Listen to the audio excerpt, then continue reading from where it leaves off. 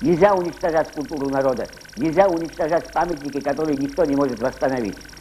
То, что у нас осталось, надо оберегать. Человечество тем и ценно, что оно состоит из разных наций. В нем есть гармония многих разных культур, а не какой-то одной стандартной культуры. Я хочу выразить надежду, что эта культура будет развиваться, она не умрет, и она будет оценена всем человечеством.